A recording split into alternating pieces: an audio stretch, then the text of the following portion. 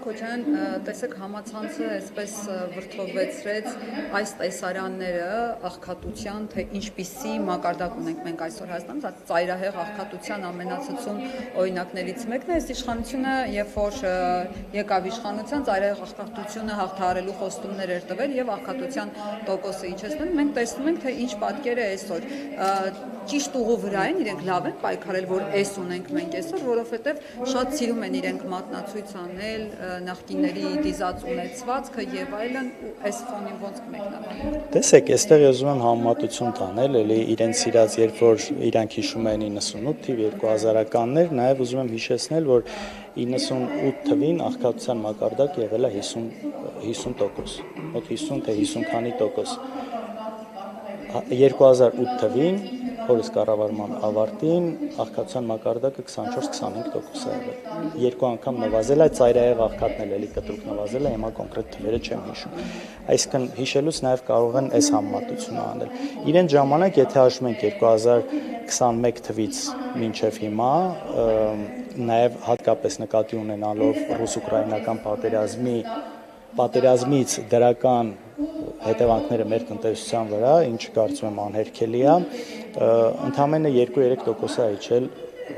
բանի մակարդակը, աղքատության մակարդակը, այնինչ նույն ժամանակահատվածում, օրինակ Վրաստանում, 2 անգամ իջել է աղքատության մակարդակը։ 2 անգամ։ Այստեղ ընդամենը 2-3%-ով է իջել, այնպես որ բնականաբար բավարար չէ այս առումով արված աշխատանքը եւ այս տարիների այդ օգուտը, որը մենք այսպես կարելի ասել օդից ունեցանք, ռուս-ուկրաինական պատերազմի հետևանքով այն տնտեսական օգուտը, որը մեր երկիրը ունեցավ, կարծում եմ արդյունավետ չի օգտագործվել ու նաև հաշվի առեք, որ 8 տարիների ընթացքում $8 միլիարդ պարտք է ավելացել։ $8 միլիարդ։ Պարոն Քոչարյան, քանի որ նույնը ԿՊ-ի պատգամավորներին հարցրել եք, Մանարեկը հուշում է, որ ձեզ էլ այդ առաջարկը անեմ, ձեր պարգևավճարներից, չէ, ոչ թե կաշկանդված, այլ ես գիտեմ, որ իրենց պարգևավճարը ինչ են անում, հիմա կստացվի, որ չգիտեմ, բայց ամեն դեպքում հարցնեմ, ձեր պարգևավճարներից կամ աշխատավարձից թեկուզ պատրաստ եք վճարել, որ այս մարդիկ դուրս գան այս ծայրահեղ աղքատությունից։ Միանշանակ ու իսկապես շատ բան է այս առումով արվում, որի մասին չեմ խոսում, ես օրինակ երբեք բարեգործությունից չեմ խոսում ու նաև ում էլ որ օգնում եմ, խնդրում եմ, որ դրա մասին չբարձրաձայնեն, որովհետև իսկապես նպատակը բարձրաձայնելը չի, նպատակը այն որ մարդ ունենա այդ օգնությունը ու շատ ժամանակ նույնիսկ խնդրում եմ, եթե միջնորդավորված մարդ հալնում, խնդրում եմ, որ այն ում որ պետք է վերջնական հասնի, որ ինքը չիմանա ումից է դա եկել։ Այս իմ սկզբունքն է երկար տարիներ։ Հիմա ԿՊԱ-ականները կասեն, իրանք որտեվ աշխատավարձի հույսին չեն, որովհետև իրենք միլիարդատերեր են, հա, եւ իրենց կարող են նման բան թույլ տալ, իսկ մենք չոր աշխատավարձով ապրող համեստ եւ ազնվակ մարդիկ ենք։ Գիտեք, ես ոչ մեկին չեմ ասում դուք ձեր պարգևավճարների հետ էս արեք, այն արեք, հա, ընդհանուր սկզբունքն է մեր խնդիր պարգևավճարների մասով, որ դու ինչ արդյունք ես ցույց տվել ու ինչի համար ես ստանում պարգևավճար, այսինքն պարգևավճարը ինքն իրանով կարող է լինել նորմալ, բայց ինչի դիմաց էլի։